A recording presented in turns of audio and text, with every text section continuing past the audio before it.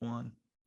And here is Jimmy Herron, outfielder in the Colorado Rockies organization, recently promoted to AAA. So congratulations, Jimmy. Well earned on a ridiculously good start to your year. And now you've got yourself just one step away. Thanks. Yeah, appreciate it. It's been a good year so far, and look forward to hopefully keep it going.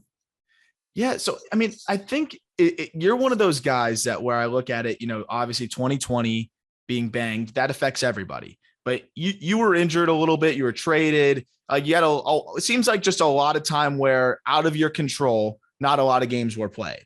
And then you get a chance now in 2021 or 2022, excuse me, to really come out here and get a fresh slate, a clean slate. And you're absolutely mashing the baseball. And you were fantastic in AA. You're doing a little bit of everything and kind of showing why you were that third round pick and a guy that's had success at every stop of the way. How do you feel about being able just to be on the field again consistently and really be able to show what you're capable of? Yeah, it's really awesome just to be playing every day again. Had a lot of missed time, and that was really tough.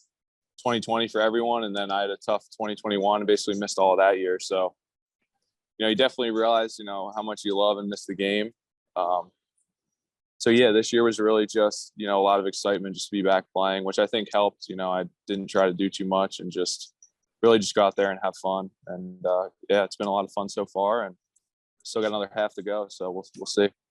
I feel like it could go two ways from there, right? After not playing for what is almost 2 years, really getting consistent ABs, you could either have that feeling of, you talk about you found that love for the game again, just because of, being away from it, or you could come back and be like, I got to make up for lost time and press a little bit. You obviously were the former and, felt good and relaxed and were just happy to be on the field. How'd you get yourself there? Or was that something that kind of naturally happened? Yeah, it definitely took some time. But I think I just tried to put myself in the mindset where I really didn't have much to lose, just kind of go out and do what you can. And, a lot of these things that happened, I couldn't control. So trying not to play too much of the what if game and just, kind of take the days as they come and just, really just see what you can do. That's kind of what it's about. Just, see what you're made of and see how far you can take it. Well, in AA through 54 games, 9 home runs, 7 stolen bases, walking almost as much as you're striking out, 259, 373, 465 slash line, because people that listen to this love stats. But, what really felt right for you this year? Was it really just being healthy? Was there anything that you worked on in the off season? Again, you've put up good numbers in the past, but this seems to be like a different level of production where you're doing a little bit of everything. And we talk about it time and time again on the show. AA is really tough. You barely had a taste of that prior. What really worked for you or connected for you going into this year, or is it really just being healthy? Yeah, the health is definitely a big thing. I think starting off well helps. I had a good first few weeks. I really wasn't playing every day at the beginning of the year. Mm-hmm. So that was something that was extra motivation to when I was in there to really make sure, I didn't take any games off or at bats off. So just starting well. And then also, we had a really good group in Hartford. We won a lot of good players. So that helps a lot too. It really felt like a college team. A lot of good guys. And when, we were winning, playing well, it becomes easier because you don't try to do too much and just getting into the routines and the process of playing and just trying to let things take care of themselves and just go out and have fun and play hard, really.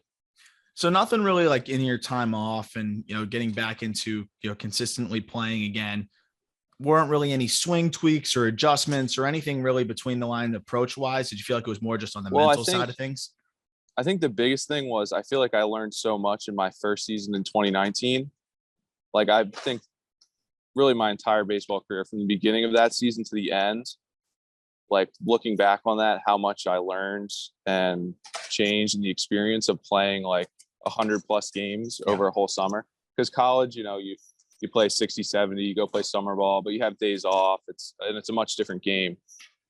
And I had some struggles early in 2019, but you slowly make adjustments and you figure out these things. So I think being able to reflect a lot on that and then finally being able to apply it this year, because 2020, all right, that's off. 2021, I'm all right, I kind of have an idea of how this is going to go. First taste of AA, but all right, full season, These are the things.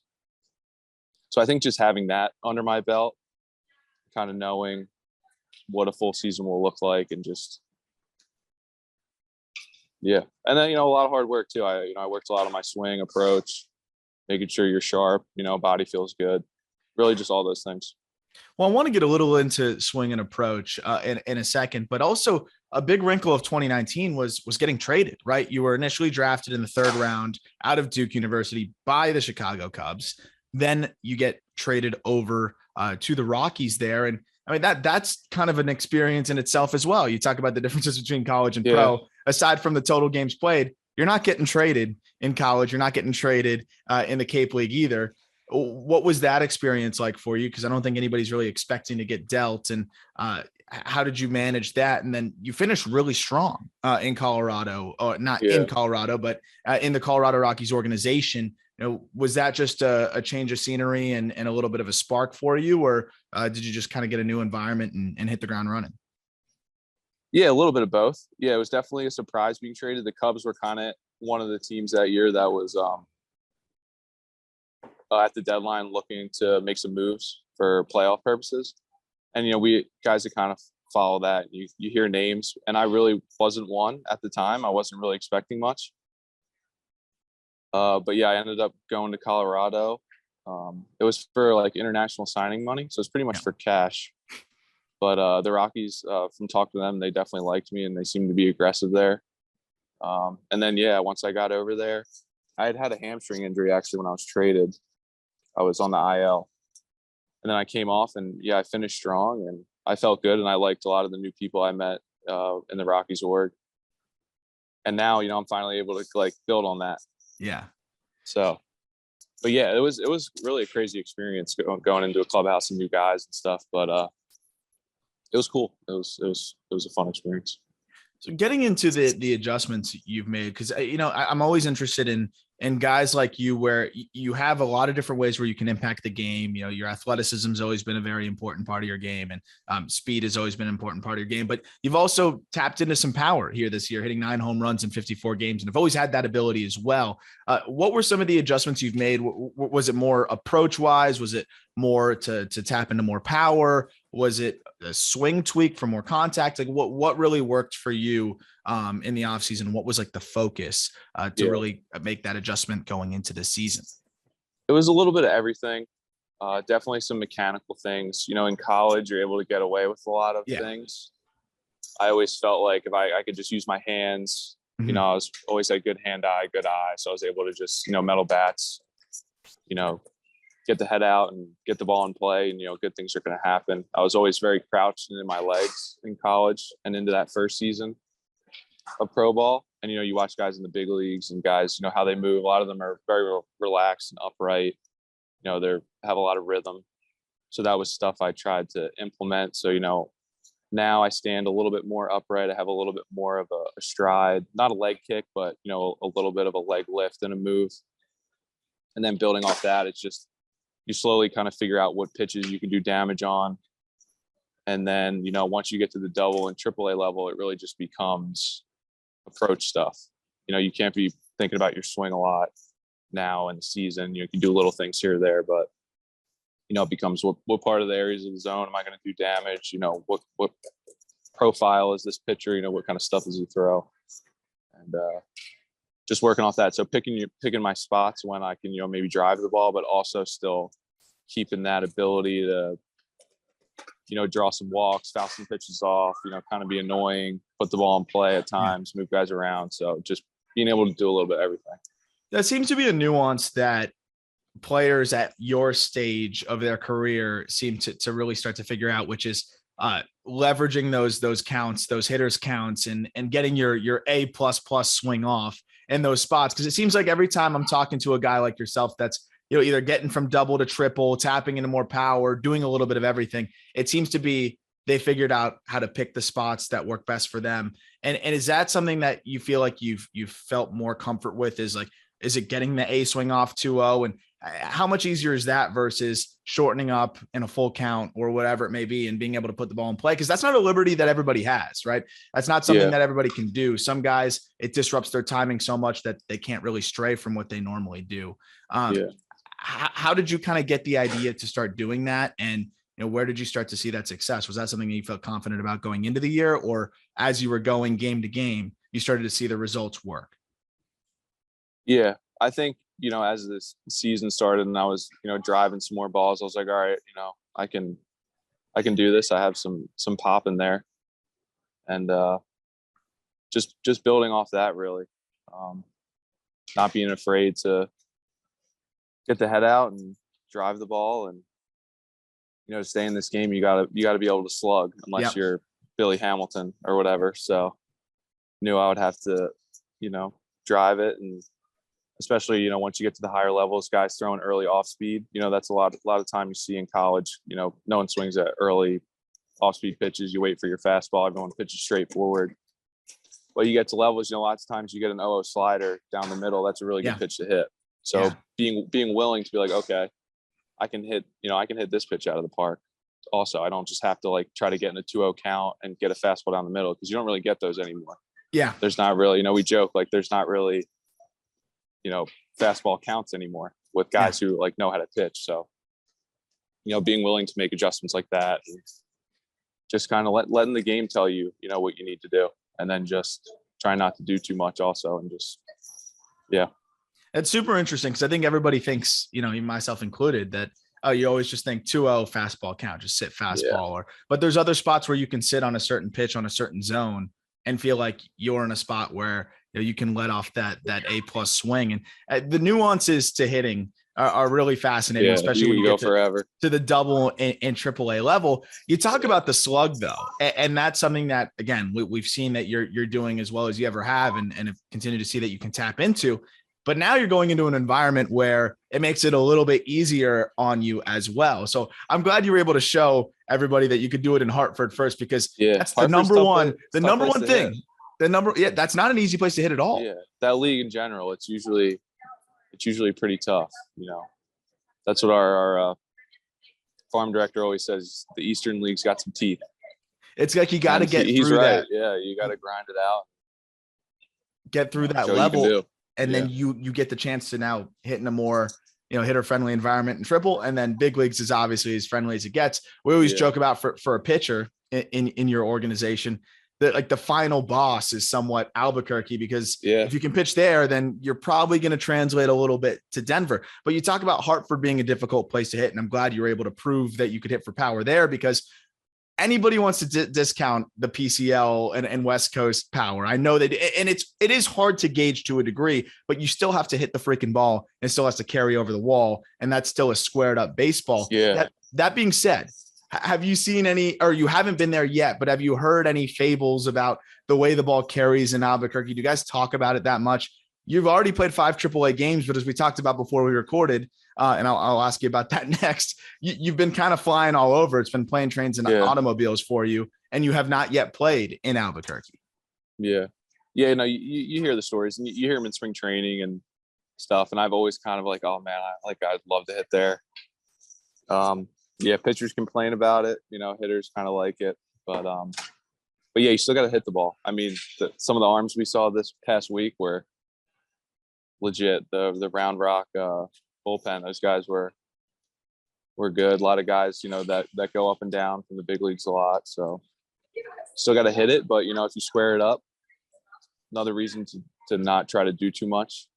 You square something up at a good angle in the gap, it should go. So I'm looking forward to taking BP the first day, because sometimes you hit it oh wow, I can't believe I got jammed or this or that. So yeah, I'm looking forward to getting there and kind of getting settled and seeing the home ballpark for the first time. So yeah, and that's going to be really fun. And we know what Denver does and how much the ball flies there. But not only is it an area where the ball flies, the outfield is so big. And one of your former teammates, Griffin Conine, his dad is one of the best hitters in Coors Field history. And Jeff was telling me, he said, I think it's so dumb that they make the outfields as wide as possible because the ball is going to fly out of there no matter what. And now you're just giving hitters more ground for the ball to land in between the gaps and more area there. That's got to be something you're looking forward to as well, right? Because you talk about being able to tap into power, but also being able to, just put the ball in play and be that pest, and you have more area to work with. It seems like a place where hitters like you can kind of have that translation at the big league level. And I look at like guys like Connor Joe and even CJ Cron to a crazy degree that just really hit their stride there and found an approach that works for them. Is there anybody in the big leagues that you like to watch specifically and follow? And do you watch specifically more players in the Rockies org, or is there anybody that you like to kind of draw from? A lot of guys. I mean, we usually keep up with the Rockies. Lots of times they're on. So, watch all those guys. Obviously you got the classic, the Trouts and the Pujols and Miguel Cabrera, love watching him. Altuve is fun to watch too, just because of his style, swings everything. But really all big league hitters, because all of them do, certain things well. And I like, I like watching baseball too. Yeah. So. But, well, one other question on the adjustment to triple, because you were telling me, kind of about your experience of getting there, and just alone from the traveling and the different destinations, and even to using a plane as a means for transportation. Can you talk a little bit about what your early takeaways have been for the average listener who may not know the nuances and the differences between each level? What have been some of the differences that you've seen in the early going from double to triple? Well, what I've done so far, I would say it's been pretty smooth for all the moving around I've done. So I went from Hartford, we finished the series, and I went to New Hampshire. Went from New Hampshire. I got called up from New Hampshire. So I went from New Hampshire, connecting flight in Chicago, down to Austin, because we were playing the Texas Rangers AAA. So we were there all last week. And then instead of going home, though, we have another road week. So we got to Sacramento, which is where I am now today. And that was the first time. AAA is the only level that flies. So that was the first time traveling as a team also.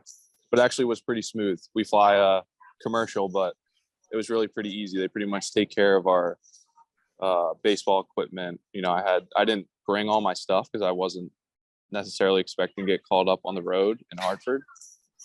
So I don't even have that much stuff.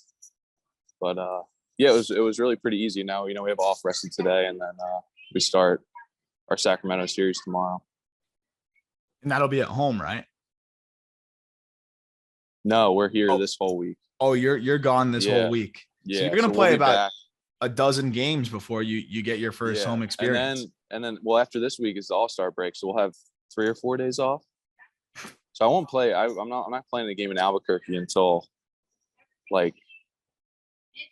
another 10 days, maybe. Oh my God. 10 or 11 days. So that's crazy timing to check out how the ball goes there. But so I got with the new scheduling, we play 6-game series. So each half of the year, I think you have one back-to-back road trip where you play six road games, travel 6 road games. Normally it's every other week, road, home, road, home, road, home. So I happen to get called up in the nice long road trip. Yes, you're always going to be happy to get called up to triple, but the timing was a little difficult there. But I want to talk a little bit about, before we wrap up, on the Double-A side of things, because you talk about how talented of a team that was, and it really is. From just almost every position you go around the diamond. And of course, the first guy I want to ask you about, because I think he's by far the youngest guy on that team, is Ezequiel Tovar, and I'm sure you knew I was going to ask you about him, but just watching what that guy does, because he's a good 4 years younger than you. And just that guy, more than that. 5? He's 20. He was I don't know if he was the youngest or second youngest. I think he was the youngest player in the league. I'm fairly positive he was the youngest player in the league. Yeah. And I mean, what was it like watching, that guy go? Because I don't think a lot of people knew what he was capable of before the year. And I would love to just kind of get your thoughts, just kind of playing behind that guy, both as a defender and as a hitter. But I think people don't realize how good of a defender this guy is. Yeah, he really is something. He's incredible. I mean, he does it all. He's a really, really great guy too.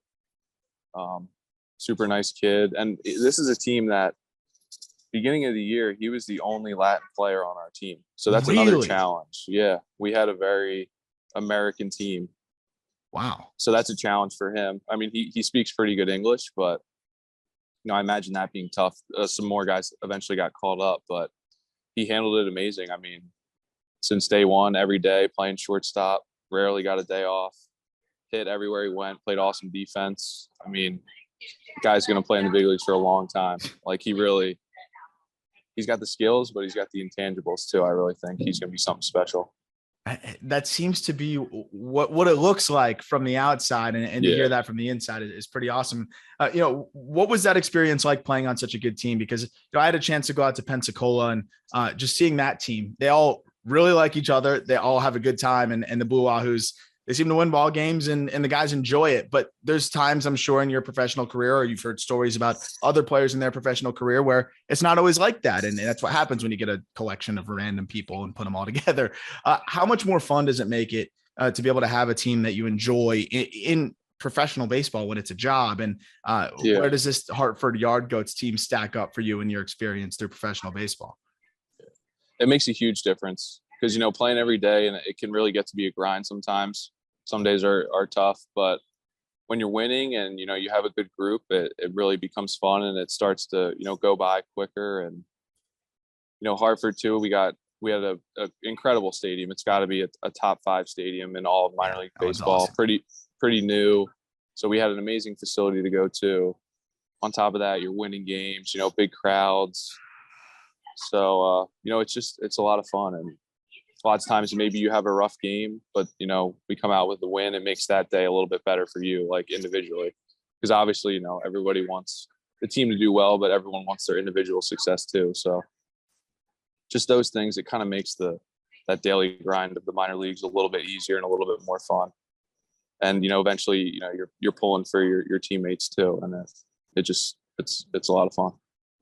So going back to who you are as a player, and I know that's something that you probably just go out there and play, but what kind of player do you feel like you are, or you want to be at the highest level? Because again, I'm really fascinated by your ability to do a little bit of everything.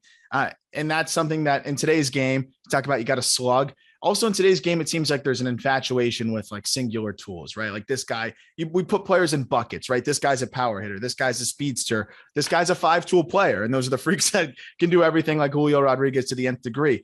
But as a guy that does everything pretty darn well, how do you see yourself as a player, and what kind of ball player do you think Jimmy Herron can be? Yeah. Like you say, like none of my tools are crazy off the charts, but I think where I can impress people is you watch me play every day for a couple months and you're like, man, this kid's, he does something every game to, help the team win in some way, whether it's offense, defense, getting on base, stealing a base.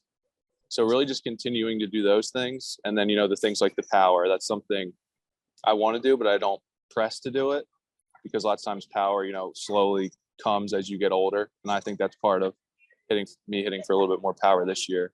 So that's something you kind of, okay, I'm starting to get to this point. I can keep doing that, but I still want to keep my ability to, get on base and move the ball around, not strike out much. And then being able to play 3 outfield positions also.